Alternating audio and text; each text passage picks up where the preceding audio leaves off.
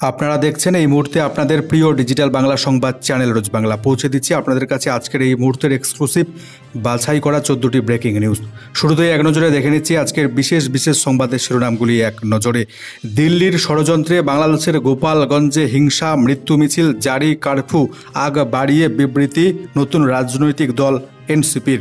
অপরদিকে মার্কিন দৈনিক সংবাদপত্রের বিরুদ্ধে ৮৬,০০০ কোটি টাকার মামলা করলেন মার্কিন প্রেসিডেন্ট ডোনাল্ড ট্রাম্প। টিআরএফকে নিষিদ্ধ ঘোষণা ট্রাম্পের স্বাগত জানালো নয়াদিল্লি, ক্ষুব্ধ পাকিস্তান।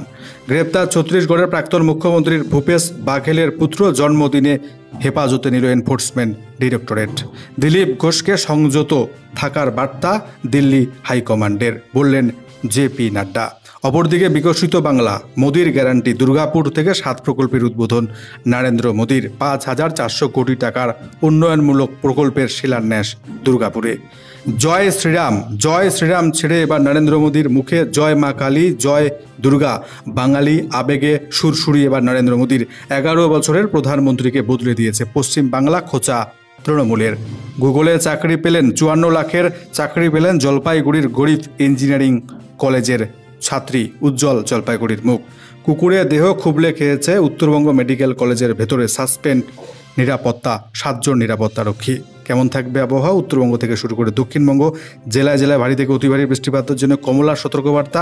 আপনার জেলাটির আবহাওয়া কেমন থাকবে জানাবো। শেষ পর্যন্ত জুড়ে থাকুন। চ্যানেলটিতে নতুন এসে থাকলে সাবস্ক্রাইব করে পাশের বেল আইকনে ক্লিক করবেন নিয়মিত সংবাদগুলি দেখবার জন্য।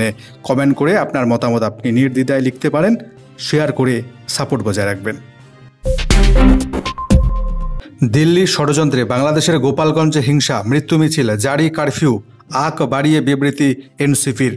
মোহাম্মদ ইউনূসের নেতৃত্বাধীন অন্তর্বর্তী সরকারের তরফে এখনও কোনো বিবৃতি জারি করা হয়নি, কিন্তু আগ বাড়িয়ে গোপালগঞ্জে বুধবারের হিংসার জন্য সরাসরি ভারতকে নিশানা করল বাংলাদেশের নতুন রাজনৈতিক দল জাতীয় নাগরিক পার্টি বা এনসিপি।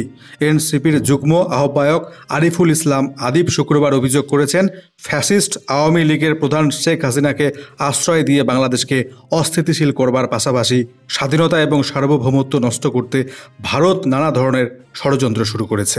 তিনি বলেন, ষড়যন্ত্রের ধারাবাহিকতায় পরশুদিন গণ অভ্যুত্থানের নেতাদের ওপর হত্যার উদ্দেশ্যে যে সশস্ত্র হামলা হয়েছে, আমরা মনে করি ওই হামলার নেপথ্যে দিল্লির ষড়যন্ত্র রয়েছে। বাংলাদেশের প্রাক্তন প্রধানমন্ত্রী তথা আওয়ামী লীগ সভানেত্রী শেখ হাসিনার জেলা গোপালগঞ্জে এনসিপির সমাবেশ এবং পদযাত্রা ঘিরে বুধবার রণক্ষেত্র হয়ে ওঠে পরিস্থিতি। হামলা ভাঙচুর থেকে শুরু হয় অগ্নিসংযোগের মতো ঘটনা। গুলিও চলে বেশ কয়েক রাউন্ড। মৃত্যু হয়েছে ইতিমধ্যে 5 জনের। বাংলাদেশের সংবাদ মাধ্যম প্রথম আলো জানিয়েছে, এখনও পর্যন্ত হামলাকারীদের সঙ্গে আইন শৃঙ্খলা রক্ষীদের বাহিনীর সংঘর্ষে 5 জনের মৃত্যু হয়েছে।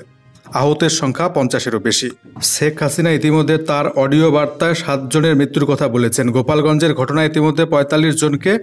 এনসিপির অভিযোগ, শেখ হাসিনার আওয়ামী লীগ এবং নিষিদ্ধ ছাত্রলীগের সদস্যরাই অশান্তি করেছেন, তাদের পদযাত্রায় হামলা চালানো হয়েছে। পরিস্থিতি সামাল দিতে গোপালগঞ্জে বৃহস্পতিবার সন্ধ্যে পর্যন্ত কারফিউ জারি করে প্রশাসন। সর্বশেষ পাওয়া খবর অনুযায়ী বাংলাদেশের গোপালগঞ্জে সেনাবাহিনীর গুলিতে আহত আরও 1 জনের মৃত্যু হয়েছে। শুক্রবার রমজান মুন্সি নামে এক ব্যক্তির মৃত্যু হয়েছে। স্থানীয় সূত্রে খবর, বুধবারের সংঘর্ষে রমজান গুরুতর আহত হয়েছিলেন। প্রথমে স্থানীয় হাসপাতালে চিকিৎসা চললেও পরে তাকে ঢাকা মেডিকেল কলেজ হাসপাতালে রেফার করা হয়, সেখানে মৃত্যু হয়েছে তার। এ নিয়ে সরকারি হিসেবে সেনার গুলিতে বাংলাদেশে 5 জনের মৃত্যু হলো, যদিও আওয়ামী লীগের দাবি মৃতের সংখ্যা আরও বেশি। সর্বশেষ পাওয়া খবর অনুযায়ী শনিবার ভোর পর্যন্ত কারফিউর সময়সীমা বৃদ্ধি করা হয়েছে গোপালগঞ্জে। তার সঙ্গে চলছে ধরপাকড়। এখনও পর্যন্ত 160 জনকে গ্রেপ্তার করা হয়েছে বলে জানা যাচ্ছে। এখনও গোটা এলাকা থমথমে। সাধারণ মানুষকে বাড়ির বাইরে বেরোতে নিষেধ করেছে সেনা। অফিস, দোকানপাট সমস্ত কিছু বন্ধ। সেনার পাশাপাশি বিজিবি, উপকূলরক্ষী বাহিনীর সদস্যদেরকেও গোপালগঞ্জে পাঠানো হয়েছে। নদীপথেও টহল দিচ্ছে নিরাপত্তা বাহিনী। রাস্তায় ঘুরছে সাজোয়া গাড়ি। মার্কিন দৈনিকের বিরুদ্ধে ৮৬,০০০ কোটি টাকার মামলা করলেন মার্কিন president Donald Trump. Epstein file প্রকাশের আবেদন গেল কোর্টে। কুখ্যাত যৌন অপরাধী জেফ্রি এপস্টিনের সঙ্গে তার নাম জড়িয়ে প্রতিবেদন প্রকাশের জন্য মার্কিন সংবাদপত্র ওয়াল স্ট্রিট জার্নালের বিরুদ্ধে ৮৬,০০০ কোটি টাকার মানহানির মামলা করলেন আমেরিকার প্রেসিডেন্ট ডোনাল্ড ট্রাম্প। একই সঙ্গে তার প্রশাসনের তরফে এপস্টিন ফাইলের কিছু অংশ প্রকাশের জন্য আবেদন জানানো হয়েছে নিউ ইয়র্কের আদালতে। ওই ফাইল নিয়ে গত কয়েকদিন ধরে ট্রাম্প প্রশাসন চরম অস্বস্তিতে। অভিযোগ, একসময় এপস্টিনের ঘনিষ্ঠ ছিলেন ডোনাল্ড ট্রাম্প। এপস্টিনের ফাইলে তার নাম রয়েছে বলে দাবি করেছিলেন মার্কিন ধনকুবের ইলন মাস্কও। আমেরিকায় নতুন রাজনৈতিক দল ঘোষণার পর মাস্ক জানিয়েছিলেন এপস্টিন ফাইল প্রকাশ্যে আনার ব্যবস্থা করাই তার আমেরিকা পার্টির অন্যতম প্রধান লক্ষ্য থাকবে আমেরিকায়। এ নিয়ে টানাপোড়েন চলছিল, কিন্তু সম্প্রতি মার্কিন দৈনিক ওই সংক্রান্ত একটি বিশেষ রিপোর্ট প্রকাশ করে তারপরেই নড়েচড়ে বসেছে মার্কিন প্রশাসন। সন্ত্রাসবাদ ইস্যুতে আন্তর্জাতিক মহলে ফের মুখ পুড়ল পাকিস্তানের। পহেলগাঁওয়ে জঙ্গি হামলায় জড়িত দ্য রেজিস্ট্যান্স ফ্রন্ট বা টিআরএফকে নিষিদ্ধ ঘোষণা করল আমেরিকা। লস্কর ই তৈবার ওই ছায়া সংগঠনটিকে বিদেশি জঙ্গি গোষ্ঠীর তকমা দিল আমেরিকা। মার্কিন প্রশাসনের এই সিদ্ধান্তকে স্বাগত জানিয়েছে নয়াদিল্লি। এর ফলে ভারত আমেরিকার মধ্যে সন্ত্রাসবাদ মোকাবিলায় পারস্পরিক সহযোগিতা আরও মজবুত হবে বলে ভারতীয় বিদেশ মন্ত্রকের তরফ থেকে জানানো হয়েছে এদিন। প্রসঙ্গত গত 22 এপ্রিল পহেলগাঁওয়ের বৈশরণে জঙ্গি হামলায় 26 জন নিরীহ মানুষের মৃত্যু হয়। নিহতদের মধ্যে 25 জন পর্যটক এবং একজন স্থানীয় যুবক ছিলেন। লস্করের লেজুর টিআরএফ ওই হামলা চালায়। তার দায় স্বীকার করে হঠাৎ করে আন্তর্জাতিক সংবাদ মাধ্যমের শিরোনামে উঠে আসে ওই পাক জঙ্গি সংগঠন। টিআরএফকে নিষিদ্ধ করার প্রসঙ্গে বৃহস্পতিবার মার্কিন বিদেশ দপ্তর থেকে একটি বিবৃতি প্রকাশ করা হয়। জাতীয় নিরাপত্তার স্বার্থে এবং পহেলগাঁওয়ের ঘটনায় ট্রাম্পের ন্যায় বিচারের আশ্বাসকে সুনিশ্চিত করতে পদক্ষেপ বলে বিবৃতিতে উল্লেখ করা হয়েছে। এই প্রসঙ্গে ট্রাম্প প্রশাসনের secretary of state Marco Rubio জানিয়েছেন, আজ আমেরিকার বিদেশ দপ্তর টিআরএফকে বিদেশি জঙ্গি গোষ্ঠী এবং বিশেষ আন্তর্জাতিক সন্ত্রাসবাদীর তালিকা অন্তর্ভুক্ত করেছে। গ্রেপ্তার ছত্তিশগড়ের প্রাক্তন মুখ্যমন্ত্রী ভূপেশ বাঘেলের পুত্র। জন্মদিনে হেফাজতে নিল এনফোর্সমেন্ট ডিরেক্টরেট। ছত্তিশগড়ের প্রাক্তন মুখ্যমন্ত্রী কংগ্রেস নেতা ভূপেশ বাঘেলের পুত্র চৈতন্য বাঘেলকে গ্রেপ্তার করল ইডি। আর্থিক দুর্নীতির অভিযোগে তাদের বাড়িতে তল্লাশি চালাচ্ছিল কেন্দ্রীয় সংস্থা। শুক্রবার সকালেও তল্লাশি চলে, তারপর চৈতন্যকে গ্রেপ্তার করা হয়। ভূপেশের অভিযোগ, রাজনৈতিক কারণে কেন্দ্রীয় সংস্থাকে এভাবে ব্যবহার করা হচ্ছে। তিনি চক্রান্তের অভিযোগ তুলেছেন প্রধানমন্ত্রী নরেন্দ্র মোদী এবং কেন্দ্রীয় স্বরাষ্ট্রমন্ত্রী অমিত শাহের বিরুদ্ধে।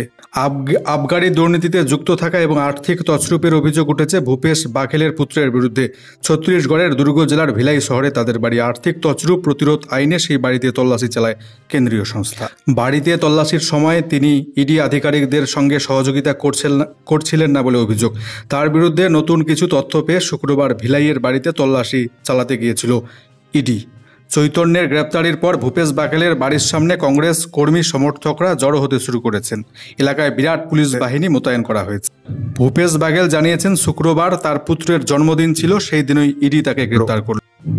শুক্রবার সকালে ভূপেশ বাঘেল জানিয়েছেন, নরেন্দ্র মোদী এবং অমিত শাহ ইডিকে আমাদের বাড়িতে পাঠিয়েছেন। আমরা এতে ভয় পাচ্ছি না, আমরা মাথা নিচু করব না। ভূপেশ বাঘেল ভয় পায় না, আমরা সত্যের এই লড়াই চালিয়ে যাব।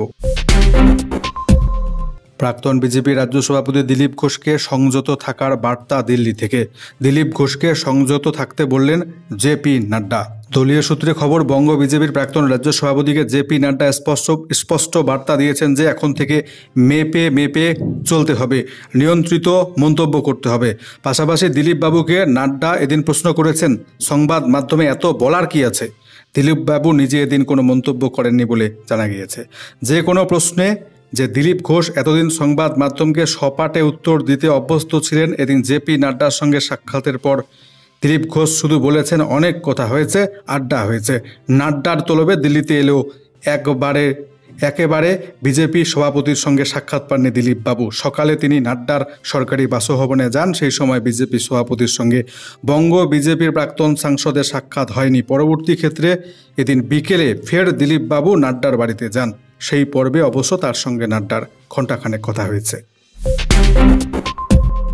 বিকশিত বাংলা, মোদির গ্যারান্টি। দুর্গাপুর থেকে 7টি প্রকল্পের উদ্বোধন প্রধানমন্ত্রী নরেন্দ্র মোদির। দুর্গাপুরে সরকারি সভা থেকে শুক্রবার 5,400 কোটি টাকা ব্যয়ে 7টি উন্নয়নমূলক প্রকল্পের উদ্বোধন শিলান্যাস করলেন নরেন্দ্র মোদী, যার মধ্যে রয়েছে প্রধানমন্ত্রী ঊর্জা গঙ্গা প্রকল্পের আওতায় দুর্গাপুর কলকাতা 135 কিলোমিটার প্রাকৃতিক গ্যাস পাইপলাইন, বাঁকুড়া পুরুলিয়া জেলার জন্য 1950 কোটি টাকা ব্যয়ে ভারত পেট্রোলিয়ামের সিটি গ্যাস ডিস্ট্রিবিউশন প্রকল্প। এছাড়া 1547 কোটি টাকা ব্যয়ে রঘুনাথপুর মেজিয়া ডিভিসি তাপবিদ্যুৎ কেন্দ্রের দূষণ নিয়ন্ত্রণ প্রকল্পের শিলান্যাস। এছাড়াও রেল এবং সড়কপথের বেশ কিছু প্রকল্পের উন্নয়ন শিলান্যাস করেছেন নরেন্দ্র মোদী। মোদির দাবি এইসব প্রকল্প বাংলায় উন্নয়নের নয়া দিগন্ত খুলে দেবে। নরেন্দ্র মোদী এদিন জানিয়েছেন, দুর্গাপুর দেশের শ্রম শক্তির বড় উৎস। বিশ্বজুড়ে বিকশিত ভারত নিয়ে আলোচনা হচ্ছে। 4 কোটি মানুষ পাকা ঘর পেয়েছেন। অন্ডাল বিমানবন্দরকে উড়ান প্রকল্পের সঙ্গে যুক্ত করা হয়েছে। এক দেশ এক গ্যাস প্রকল্পের সুফল পাচ্ছে বাংলায় 25 থেকে 30 লক্ষ ঘরে সস্তায় রান্নার গ্যাস পৌঁছে গিয়েছে। বাংলায় দ্রুত রেল প্রকল্পের উন্নয়ন হচ্ছে। আরও 2টি রেল ওভারব্রিজ পাবে বাংলা। দ্রুত বিস্তার হচ্ছে কলকাতা মেট্রোর। এত কিছুর মধ্যেও ইস্পাত নগরী দুর্গাপুরে বন্ধ হয়ে থাকা রাষ্ট্রায়ত্ত কারখানাগুলি খোলার ব্যাপারে অবশ্য কোনো বার্তা দিতে শোনা যায়নি এদিন প্রধানমন্ত্রী নরেন্দ্র মোদীকে। জয় শ্রীরাম ছেড়ে এবার নরেন্দ্র মোদীর মুখে জয় মা কালী, জয় মা দুর্গা। বাঙালি আবেগে সুরসুরি। নির্বাচনের আগে 11 বছরে প্রধানমন্ত্রীকে বদলে দিয়েছে বাংলা। খোঁচা এবার তৃণমূলের তরফ থেকে। জয় শ্রীরাম সবার শুরু থেকে শেষ, এটাই ছিল বিজেপি রাজনীতির ইউএসপি। কিন্তু বিগত 11 বছরের সেই ট্র্যাডিশন ভাঙলেন বাংলায় এসে স্বয়ং প্রধানমন্ত্রী নরেন্দ্র মোদী। শুক্রবার দুর্গাপুরের সভায় একটিবারের জন্য নরেন্দ্র মোদীর মুখে উচ্চারিত হলো না রাম নাম, বদলে তিনি বক্তব্য শুরু করলেন জয় মা কালী, জয় মা দুর্গা ধ্বনি তুলে। আর যা নিয়ে তৃণমূলের খোঁচা, 11 বছরের প্রধানমন্ত্রীকে বদলে দিয়েছে পশ্চিমবাংলা। রাজনৈতিক মহলের বক্তব্য, গো বলয়ের পার্টি হিসেবে প্রতিষ্ঠিত বিজেপি গত কয়েকটি নির্বাচনে নিজেদের রীতি মেনে চলতে গিয়ে পশ্চিমবাংলায় বারবার হোঁচট খেয়েছে। তাই এবার বাঙালি অস্মিতাকে জাগিয়ে তুলতে জয় মা কালী, জয় মা দুর্গা ধ্বনি তুললেন নরেন্দ্র মোদী। বাঙালি আবেগকে সুরসুরি দেওয়ার চেষ্টা চালানো হলেও একের পর এক রাজ্যে বঙ্গভাষীদের হেনস্থা নিয়ে কিন্তু একটা কথা বলেননি পদ্ম পার্টির নেতারা। তবে বাংলা পক্ষ এদিন সেই হেনস্থার প্রতিবাদে দুর্গাপুরে তুমুল বিক্ষোভ দেখিয়েছে। শুক্রবার দুর্গাপুরে প্রধানমন্ত্রী নরেন্দ্র মোদীর সভাকে ঘিরে প্রথম থেকেই অযোধ্যাবাসী ভগবান রামচন্দ্রকে ব্রাত্য রেখেছিল বিজেপি। সভায় আসার জন্য দুর্গাপুরবাসীর বাড়ি বাড়ি যে আমন্ত্রণপত্র বিলি করা হয়েছিল পদ্ম পার্টির তরফে, তাতে উল্লেখ ছিল ভারত মাতার জয়, জয় মা দুর্গা, জয় মা কালী। যা নিয়ে দুর্গাপুরবাসীর মধ্যে জোর চর্চা শুরু হয়েছে।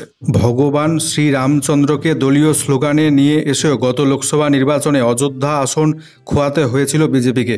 এবার পশ্চিম বাংলার বিধানসভা নির্বাচনের আগে হঠাৎ করে ভুল বদলে পদ্ম পার্টি দেবী দুর্গা এবং কালী শরণাপন্ন হওয়ায় প্রশ্ন উঠেছে। সুখবর, গুগল কোম্পানিতে 54 লাখের চাকরি পেলেন জলপাইগুড়ির ইঞ্জিনিয়ারিং ছাত্রী। বাবা আসবাবপত্রের দোকানে সামান্য কর্মচারী, মা গৃহবধূ। খুবই কষ্ট করে পড়াশোনা করেছেন।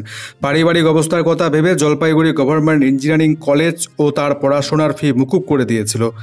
এই বছরেই ওই কলেজ থেকে কম্পিউটার সায়েন্সে গ্র্যাজুয়েট হয়েছেন শ্রেয়া সরকার। তিনি জলপাইগুড়ি শহরের অরবিন্দনগরের বাসিন্দা।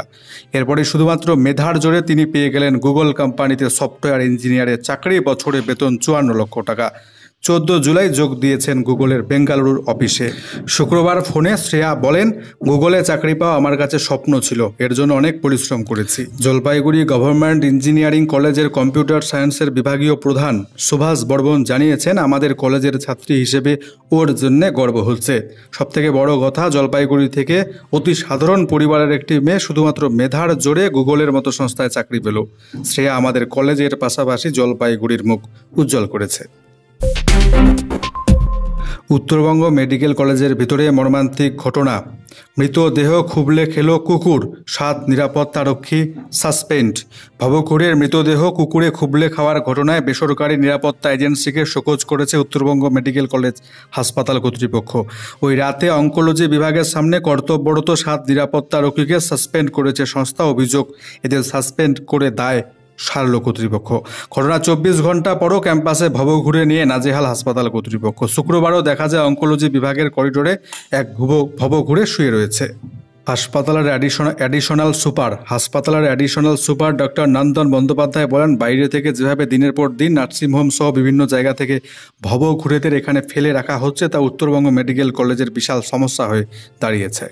তাই সন্ধ্যার পর প্রত্যেকটি গাড়ি অ্যাম্বুলেন্স এবার তল্লাশি চলবে। প্রসঙ্গত, বৃহস্পতিবার সকালে অঙ্কোলজি বিভাগের সামনে করিডোরে এক ভবঘুরের মৃতদেহ পড়ে থাকতে দেখা যায়। সে মৃতদেহের একটি পা কুকুরে খুবলে খেয়েছে। ঘটনায় 24 ঘন্টা পর শুক্রবার সকালে সেই করিডোরে এক ভবঘুরকে শুয়ে থাকতে দেখা যায়। বেসরকারি নিরাপত্তা কর্মীদের বেগ পেতে হয় তাকে সাফাই করে হাসপাতালে ভর্তি করাতে। অ্যাডিশনাল সুপার বলেছেন, মৃতদেহ খুবলে খাওয়ার ঘটনায় নিরাপত্তা সংস্থাকে শোকজ করা হয়েছে। 3 দিনের মধ্যে উত্তর দিতে বলা হয়েছে। কেন বুধবার রাতের ওই ঘটনায় কর্তব্যরত নিরাপত্তা রক্ষীরা কর্তৃপক্ষকে বিষয়টি জানায়নি সেই দায়িত্ব পালন না করে কেন ঘটনার ছবি তুলে সোশ্যাল মিডিয়ায় পোস্ট করেছে। যদিও ওই এজেন্সির এক কর্তা জানিয়েছেন 7 জনকে সাসপেন্ড করা হয়েছে। কেমন থাকবে বঙ্গের আবহাওয়া? ভারী থেকে অতি ভারী বৃষ্টিপাতের সতর্কবার্তা বেশ কয়েকটি জেলায়। বিস্তারিত ওয়েদার রিপোর্টটি দেখে নেব। বর্ষার একঘেয়ে বৃষ্টি থেকে রেহাই পাওয়া যাচ্ছে না। কলকাতা সহ শহরতলিতে প্রায় প্রত্যেক দিন বৃষ্টি, কখনো মুষলধারে কখনো ঝিরিঝিরি হালকা বৃষ্টি। তবে দক্ষিণবঙ্গে আবারও ভারী বৃষ্টি শুরু হতে চলেছে, তা টানা কয়েকদিন চলবে এমনটাই পূর্বাভাস দিল আবহাওয়া দপ্তর। কারণ বঙ্গোপসাগরে নতুন করে একটি নিম্নচাপ অঞ্চল তৈরির সম্ভাবনা তৈরি হয়েছে। 24 জুলাইয়ের মধ্যে উত্তর বঙ্গোপসাগরে নতুন করে নিম্নচাপ অঞ্চল তৈরি হতে চলেছে। আজ দক্ষিণবঙ্গের সব জেলাতেই হালকা মাঝারি বৃষ্টিপাত চলবে। আজকে ভারী অতি ভারী বৃষ্টিপাতের কোনো সম্ভাবনা নেই। আগামী বেশ কয়েকদিন এভাবেই চলবে। তবে আগামী বুধবার থেকে ভারী বৃষ্টি শুরু হবে ফের দক্ষিণবঙ্গে। উত্তর 24 পরগনা, দক্ষিণ 24 পরগনা, পূর্ব মেদিনীপুর বুধবার ভারী বৃষ্টির সম্ভাবনা। এছাড়া বৃহস্পতিবার এবং শুক্রবার একই সতর্কবার্তা জারি করা হয়েছে হাওড়া, হুগলি, পশ্চিম মেদিনীপুর, ঝাড়গ্রাম, পুরুলিয়া, বাঁকুড়া জেলায়। শনিবার বিক্ষিপ্তভাবে ঝড় বৃষ্টির আশঙ্কা রয়েছে দক্ষিণ 24 পরগনা, পূর্ব মেদিনীপুর, পশ্চিম মেদিনীপুর, ঝাড়গ্রাম, পুরুলিয়া, বাঁকুড়া, পশ্চিম বর্ধমানে। রবিবারের জন্য ওই জেলাগুলিতে সতর্কবার্তা জারি রয়েছে। অন্যদিকে উত্তরবঙ্গের জেলা থেকে ভারী থেকে অতি ভারী বৃষ্টির সতর্কবার্তা। আজকে উত্তরবঙ্গের জলপাইগুড়ি, দার্জিলিং জেলায় কমলা সতর্কবার্তা জারি রয়েছে। এই দুটো জেলার বিভিন্ন স্থানে আজকে ভারী থেকে অতি ভারী বৃষ্টিপাতের সতর্কবার্তা রয়েছে। কালিম্পং, আলিপুরদুয়ার, কোচবিহার, উত্তর দিনাজপুর জেলাতেও ভারী বৃষ্টিপাতের সতর্কবার্তা। বাকি জেলাগুলিতে হালকা মাঝারি বৃষ্টিপাত চলবে। পরবর্তী 24 ঘন্টা রবিবার নাগাদ দার্জিলিং, জলপাইগুড়ি, কালিম্পং, আলিপুরদুয়ার, কোচবিহার 5টি জেলায় ভারী অতি ভারী বৃষ্টিপাতের জন্য কমলা সতর্কবার্তা জারি করেছে আবহাওয়া দপ্তর। উত্তর দিনাজপুর জেলায় ভারী বৃষ্টিপাতের জন্য রবিবার হলুদ সতর্কবার্তা জারি রয়েছে।